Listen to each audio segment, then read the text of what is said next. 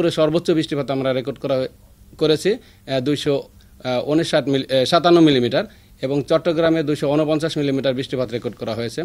অর্থাৎ বাংলাদেশের প্রত্যেকটি বিভাগেই প্রচুর বৃষ্টিপাত আমাদের রেকর্ড করা হয়েছে। আর এই ঘূর্ণিঝড় এখন যদিও নেই, সে একটি নিম্নচাপে পরিণত হয়ে গেছে এবং আস্তে আস্তে দুর্বল হয়ে যাবে। এর প্রভাবে কিন্তু বৃষ্টিপাতের প্রবণতা আস্তে আস্তে বাংলাদেশ থেকে কমে যাবে। অর্থাৎ বাংলাদেশের যে উত্তর এবং পশ্চিমের যে অঞ্চলগুলো, আজই ওই সব অঞ্চল থেকে বৃষ্টিপাত একেবারেই শেষ হয়ে যাবে এবং পরবর্তীতে আজ এবং আগামীকাল সিলেট এবং ময়মনসিংহ অঞ্চল, সেই সাথে কুমিল্লা অঞ্চল সহ বৃষ্টিপাতের প্রবণতা কিছুটা থাকবে, তবে পরিমাণ খুবই কম থাকবে।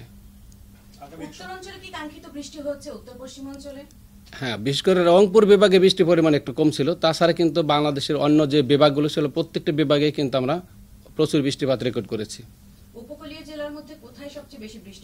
হ্যাঁ, যেমন চাঁদপুরে আমরা বৃষ্টিপাত যে রেকর্ড করেছি 257 মিলিমিটার বৃষ্টিপাত রেকর্ড করা হয়েছে। চট্টগ্রামে 249 মিলিমিটার বৃষ্টিপাত রেকর্ড করা হয়েছে। সেই সাথে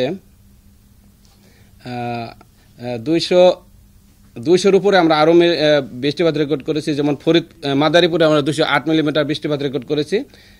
সেই সাথে 249 সিলেটে 249 মিলিমিটার বৃষ্টিপাত রেকর্ড করা হয়েছে। শ্রীমঙ্গলে 217 মিলিমিটার বৃষ্টিপাত রেকর্ড করা হয়েছে। সেই সাথে 162 মিলিমিটার বৃষ্টিপাত রেকর্ড করেছে কুতুবদিয়াতে। 125 মিলিমিটার বৃষ্টিপাত রেকর্ড করেছে খুলনাতে। মংলাতে 137 মিলিমিটার বৃষ্টিপাত রেকর্ড করা হয়েছে। 147 মিলিমিটার বৃষ্টিপাত রেকর্ড করা হয়েছে বরিশালে। সেই সাথে পটুয়াখালীতে 145 মিলিমিটার বৃষ্টিপাত রেকর্ড করা হয়েছে। অর্থাৎ ঢাকাতে 224 মিলিমিটার বৃষ্টিপাত রেকর্ড করেছে গত 24 ঘন্টায়। সর্বশেষ জিনিসটা যেটা জানতে চাই সেটা হলো এইবারের যে রেমালটা আমরা দেখলাম, এটার বৈশিষ্ট্যটা কি ছিল? যদি তিনটা গুরুত্বপূর্ণ বৈশিষ্ট্য বলেন, এবং অতীতের আর কোনো ঘূর্ণিঝড়ের সাথে সেরকম সাদৃশ্য ছিল কিনা? হ্যাঁ, ধন্যবাদ। বর্ষাকালেও হিট ওয়েভ হয় বাংলাদেশে, কিন্তু গত বছর হিট ওয়েভ কিন্তু বর্ষাকালে হয়েছে। 40-41 ডিগ্রি পর্যন্ত তাপমাত্রা কিন্তু গত বছর হয়েছিল এই বর্ষাকালে আর কি। বর্ষাকালে যখন ব্রেক মনসুন হয়ে যায়, উইক মনসুন হয়ে যায়, তখন কিন্তু বৃষ্টিপাত থাকে না। আর বৃষ্টিপাত না থাকলে এই সময় কিন্তু সূর্য আমাদের উত্তর গোলার্ধে থাকে, দিন বড় হয়ে যায়, ফলে এই সময় কিন্তু হিট ওয়েভ সৃষ্টি হতে থাকে বাংলাদেশের উপরে। এর নজিরও অনেক আছে আর কি। যখনই ব্রেক মনসুন হয়ে যাবে, উইক মনসুন হয়ে যাবে, তখন কিন্তু বৃষ্টির প্রবণতা কমে যাবে, তাপমাত্রা বাড়তে থাকবে, কোথাও কোথাও হিট ওয়েভ চলে আসবে।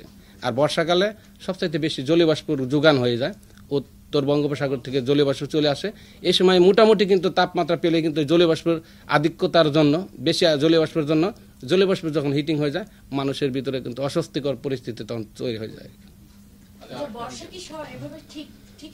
এই বছরে আমরা এখন আমাদের যে এক্সপেকটেশন, আমাদের যে অ্যানালাইসিস, সে অনুযায়ী কিন্তু বর্ষা মনে হয় ডিউ টাইমে চলে আসবে আর কি, টাইম মতো চলে আসবে আর কি। সাধারণত বর্ষাকাল আমাদের ধরি আমরা জুন থেকে সেপ্টেম্বর পর্যন্ত।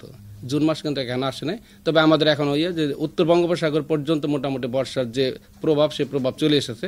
আমরা আশা করছি হয়তো 4-5 দিনের মধ্যে হয়তো করবে, মৌসুমী বায়ু বাংলাদেশের দক্ষিণ যে পূর্বাঞ্চল, সেই অঞ্চলে ঢুকে যাওয়ার সম্ভাবনা আছে।